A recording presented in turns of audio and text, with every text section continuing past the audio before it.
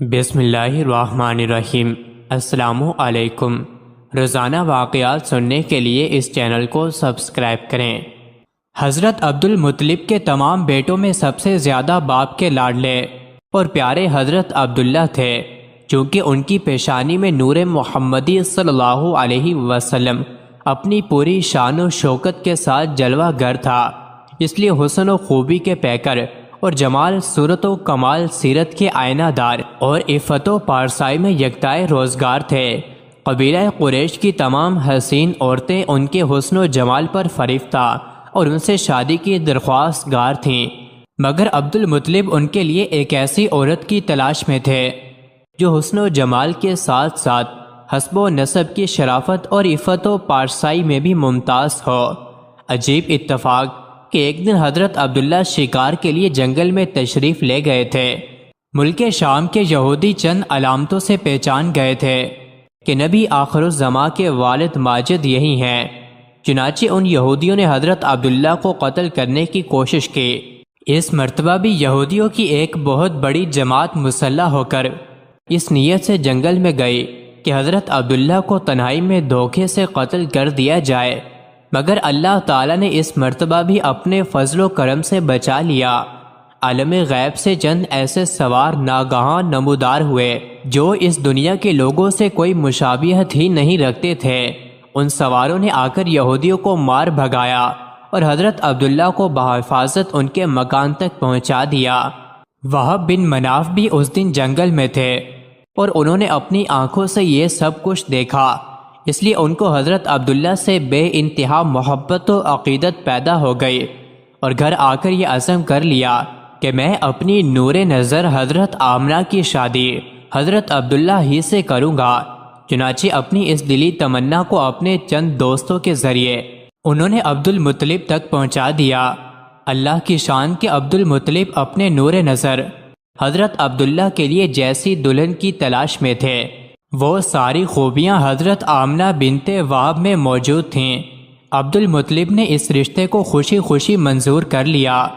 چنانچہ 24 سال کی عمر میں حضرت عبداللہ کا حضرت بی بی آمنہ سے نکاح ہو گیا اور نور محمدی صلی اللہ علیہ وسلم حضرت عبداللہ سے منتقل ہو کر حضرت بی بی آمنہ کے شکم اطہر میں جلوہ گر ہو گیا، اور جب حمل شریف کو 2 مہینے پورے ہو گئے تو عبد المطلب نے حضرت عبداللہ کو کھجوریں لینے کے لیے مدینہ بھیجا یا تجارت کے لیے ملک شام روانہ کیا۔ وہاں سے واپس لوٹتے ہوئے مدینہ میں اپنے والد کے ننھیال بنو عدی بن نجار میں 1 ماہ بیمار رہ کر 25 برس کی عمر میں وفات پا گئے اور وہی دار نابغہ میں مدفون ہوئے۔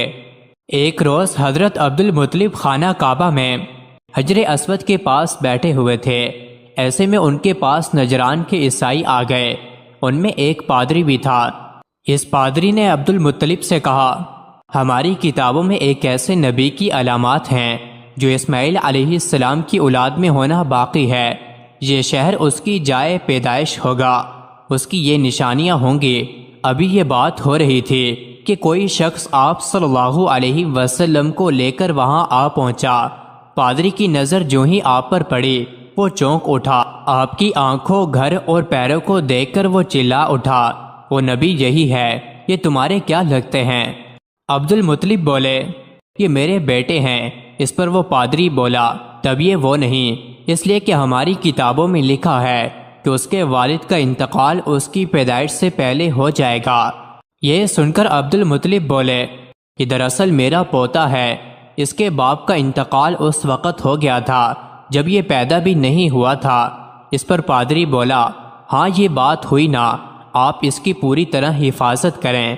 حضرت عبداللہ بن زبیر رضی اللہ عنہ اپنے والد سے نقل کرتے ہیں کہ قبیلہ لہب کا ایک آدمی فال نکالنے والا تھا۔ جب وہ مکہ آتا تو قریشی اپنے لڑکوں کو اس کے پاس لے جاتے، وہ ان کو دیکھ کر ان لڑکوں کے بارے میں انہیں فال دیتا تھا۔ حضرت زبیر رضی اللہ عنہ کہتے ہیں کہ ایک دفعہ ابو طالب کے ہمراہ باقی لڑکوں کے ساتھ حضور صلی اللہ علیہ وسلم بھی تشریف لائے، جبکہ آپ صلی اللہ علیہ وسلم ابھی لڑکے تھے۔ اس فال والے نے ایک نظر آپ کو دیکھا، پھر اپنے کام میں مصروف ہو گیا۔ جب فارغ ہوا تو کہنے لگا، اس لڑکے کو میرے پاس لاؤ۔ جب ابو طالب نے اس کے حرص کو دیکھا تو آپ صلی اللہ علیہ وسلم کو غائب کر دیا اور وہ فال والا پکارنے لگا، تم ہلاک ہو جاؤ، اس لڑکے کو میرے پاس لے آؤ جسے میں نے ابھی دیکھا تھا۔ اللہ کی قسم ضرور اس لڑکے کی عظیم شان ہوگی۔ اور ابو طالب آپ صلی اللہ علیہ وسلم کو لے کر چلے گئے۔ مزید ایسی ہی ویڈیوز کے لیے چینل کو ضرور سبسکرائب کریں۔